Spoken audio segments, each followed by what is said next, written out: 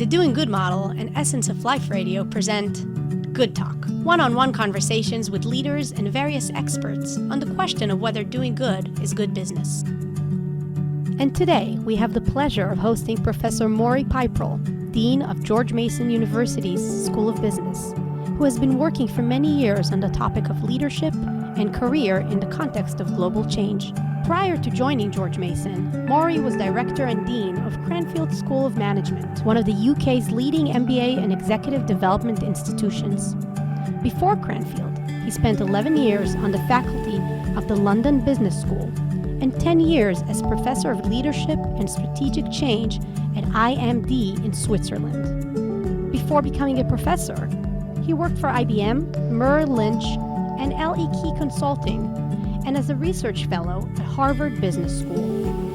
Maury holds a BS in Engineering from Princeton University and an MBA, AM, and PhD from Harvard University.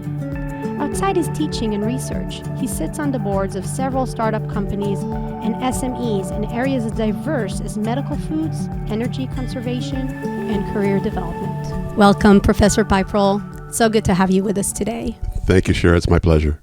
With all your extensive experience, can you tell our listeners a little more about your work at Mason? Sure. In fact, the experience that I had before Mason never fully prepared me for Mason, because what we have there is just a very large, very diverse state university serving so many people. And in my previous institutions, they were more private, more focused on, let's say, executives in global businesses or high-performing MBA candidates. But at Mason, we are trying to be a little bit of everything to everybody. And that's quite interesting for me, but I am still learning how to do it. But the main point is we try to offer opportunity and excellence at the same time, and it's a great mission. That's wonderful. And you also chartered the Center for a Better World at Mason? Yes, in fact, because the purpose of business has always been very important to me, the long-term view, building a better world. We started about 4 years ago now, 3.5, 4 years ago, a Business for a Better World Center, which is part of our School of Business, but also has faculty affiliates from all 12 schools in the university. So we're really looking to cross the lines, to be interdisciplinary and help solve problems. Mostly we want to give opportunities to our students to learn about and work on, spend time on projects that have to do with the improvement of the wider world and the role of business in doing that. That's wonderful. So you're really putting an emphasis on doing good within the business education. Yeah, I think it's fundamental. And even if you ask the students, they want to do that. We don't have to convince students today. Maybe it's a little different from what it used to be, but there is a lot of demand from our students and some of our other stakeholders to work on issues that are about improving the future and figuring out how business can help to do that. So it was pretty easy to find lots of interest in this center, and now we're just trying to make sure we are using our resources effectively and making the most of it. That's wonderful. And I know you've been in Mason for about 5 years now. That's right. I came 5 years ago. I was formerly the Dean of the Cranfield School of Management in the United Kingdom. After actually spending about 30 years in Europe, UK and Europe, and this was for me a return to my hometown, Washington, D.C., but I had really never worked there before, so really quite interesting to see how it's changed and to understand things that I never had a chance to work on before. And in all your experience working in the business world and in academia, what is doing good in business to you? Yeah, that's the big question, right? Number one, it has to do with, are you thinking about something more than just making money? Now, I'm not saying that you don't make money. Of course you have to. You have to be a business that will be able to continue. But it probably will have to change as it continues. And beyond making money for the owners or the shareholders, I think the fundamental point about doing good in business is that we should be together improving the state of the world, right? Not just for today, but for the future generations. This is not incompatible with the basic purpose of business and capitalism, But sometimes we don't look enough to see how we are performing on that dimension. And I think it's not difficult to do that. In fact, our Business for a Better World Center is developing a metric for the social impact of business, how they are performing on the wider levels. It's important to take into account, yes, the profitability and the business viability, and also the social impact and also the global and environmental impact. So if we are able to do that, I think the capitalist system, as my former PhD colleague Rebecca Henderson at Harvard has written, the capitalist system is the best system if we make sure we are including the wider stakeholder set and that wider set of goals. So you're really looking to help businesses measure the impact that they have on society and on the environment. Yeah, at some level, you have to have some good, reasonable measures that show what you're doing. I always say you have to show, not to tell, right? It's important to be able to demonstrate results.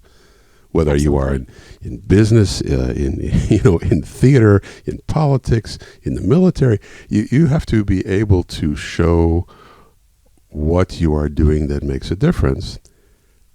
And sometimes finding a way to do that is really objective can be difficult. So we are trying to, along with many other groups, people in the world, we are trying to help businesses to be able to measure objectively their impact on the global future, let's say. Wonderful. To what extent do you think doing good is present in the academic setting today? Yeah, that's another great question. I think more than ever, which does not necessarily mean enough, right? I mean, we have been focused in academia for a long, long time, really on two things. One, providing opportunity for students to get their education. I prefer to talk about education than about credentials, but of course they also get credentials. And the other, doing research which will help us understand the world, right? Kind of pure scientific research, but also, I think more and more, to do research which helps us to improve the world. So if academia is only focused on the student education and on the scientific research, yes, of course, some good comes out of that.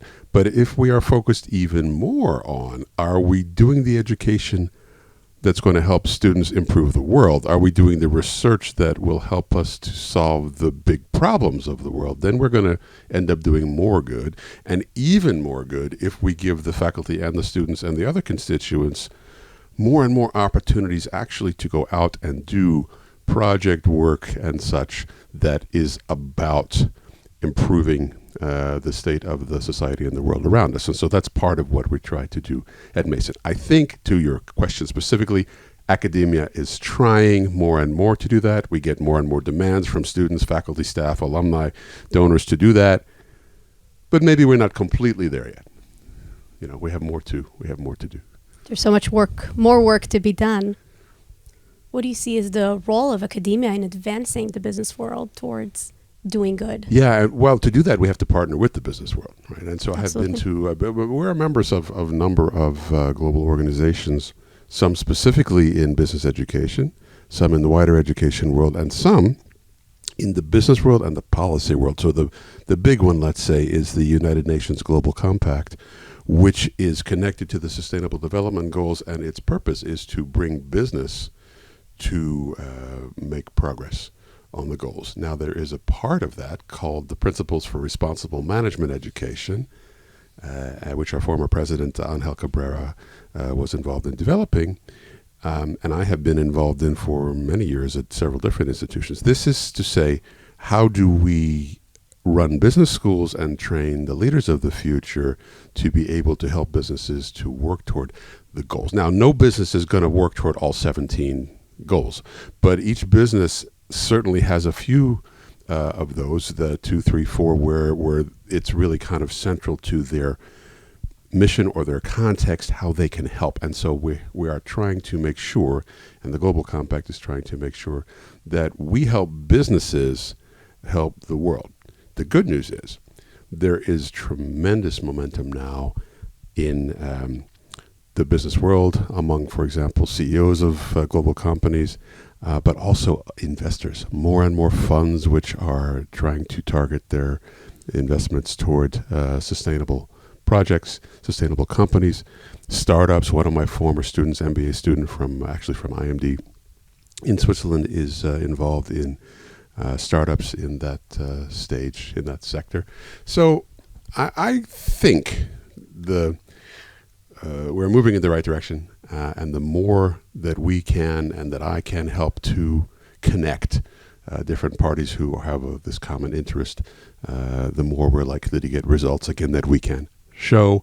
And once people kind of see these things happening, then it builds on itself. My belief is that we are at that inflection point on this big S curve, and we are starting to move into the majority of businesses and people wanting to make this happen. And you've seen this change. Yeah. What difference do you notice between students today and how they view doing good in business and how they used to view it generations ago? Yeah, it's a right question. I just want to make sure I don't overgeneralize, right? Because we can stereotype, we can talk, but the student and our students at Mason come from all kinds of backgrounds. Most of them actually do not identify actually as a majority. So white men is a minority at Mason. About something like 40% of our students are the first one in their family, first generation in their family to go to university. So for many of the students, it is a very practical matter. They are working part-time or even full-time while they study with us because they have to. They don't have a choice. So they are not coming to Mason necessarily and say, hey, I'm coming to college because we're going to change the world, because they are just trying to make a life for themselves, which is important, right? However, you also have plenty who don't have quite the same constraints, right? And might be easier for them to be thinking this way. But the point is that in the experience we have as one university, that we keep offering the opportunities, right, to be focused on the bigger picture, the longer term. And we have in our business school some courses that we require now, as about the last 6 or 7 years, called Business Foundations, which includes the global context of business, as well as communicating, bridging, and being able to work with other parties from different backgrounds. So yes, I think today there is overall more demand, more expectation from students at university that we focus on the longer term and the bigger social issues. But any given student, any given group of students may have other constraints, may have other reasons for being there. So not to overgeneralize, I would say that the total amount of energy focused now on how we're improving the world, or sometimes keeping the world from going even worse, is a big part of what students expect. But this is also reflecting, I think, the wider society and the wider world. And when I was in university 100 years ago, we also had big issues. At the time, it was how do we help to pressure the South African government to end apartheid, right? So that tells you I'm an old guy. But that there are issues important to every generation, to every time. But I think the issues now might be bigger, broader, not just about a specific place or a specific law, but now about the state of the world for future generations. And I think it's right. We should do it. It's a global world, and you've worked internationally. To your thinking, how are international organizations coming together to advance doing good in business? Yeah, another great question. Some, better than maybe they were, and yet still, I think in the whole public sector and not-for-profit sector, it's difficult for an organization with a strong mission and strong leaders and a history to say, okay, we're going to open up and collaborate fully with another organization with a strong mission and a strong history and strong leadership. It's happening more. I do like what the UN organizations have been doing. But even I shouldn't say, but even in management education, we have a few organizations in the same space, and I have been active in as many of them as I can. And sometimes they collaborate, and sometimes they don't. And the job I think we have is to keep pushing them to get together. Right. I think the same is the case in other not-for-profit sectors, by the way. Of course, of course. And what else do you think can be done to advance this synergy between organizations to increase impact? I think the thing that works best is to go project by project and again to show the results. And then if you are able to include a few different organizations in a project that, say, our Business for a Better World Center is doing with our students, and we have collaborated with some, one a medical company, Kaiser Permanente, for free clinics in an area that is underserved, right? And the students are helping with that, as well as our School of Public Health. And then you can talk about it. You can show, how that's working. And then the next time, you have a project and you see some organizations that maybe could be involved, you can show them the previous experience and say, hey, this is what it looks like, how we do it. And even more importantly, be open to having even more people in the collaboration. Maybe it's not just 2 schools at our university, maybe it's several universities. So, for example, we hosted recently the conference for the Principles of Responsible Management and Education North American chapter, and it was all about, okay, how do we work together? And what does it look like? I had hosted a conversation in that conference with my colleague who is the dean of our School of Peace and Conflict Studies, right? Conflict resolution.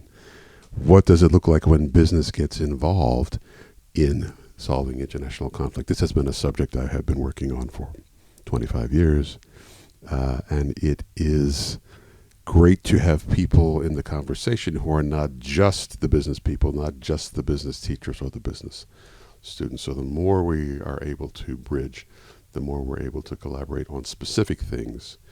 I think the more natural it becomes and the easier it becomes to then ask organizations to collaborate because they have a reason. The reason is the result. I really believe the most important thing we work for is results and impact. And if we know what those can be, then we work backwards from there how we can come together to make it happen. Much more powerful argument than talking about organization structure, and then maybe we can get impact. Absolutely. And there's so much work you've already been involved in. What else do you see yourself doing moving forward? Oh, me? Thanks for asking. Yeah, I have studied careers for many years. It was my academic subject of study, but I don't know that I ever figured out my own. Because I started as an engineer and a musician, I wound up going to business school, and then I became a business consultant, then I did a PhD to become a business professor, and eventually a dean in 2 different countries. Again, I think more and more the most important thing is impact. So I'm going to be finishing my term. I have a 5-year term as dean at George Mason, finishing that this summer. I'm going to get 6 months sabbatical, my first time ever to have a period to reflect and think and write without having to be in the school. What a gift. Yeah, it is a wonderful gift. Thank you. Then I will be the senior fellow in the office of the provost in our university. So what I'm hoping to do is to start to build more bridges across the university and with other universities, and in particular, because it's difficult when you are a big school in a big American state with all the local constituents, right, which has to be the most important thing.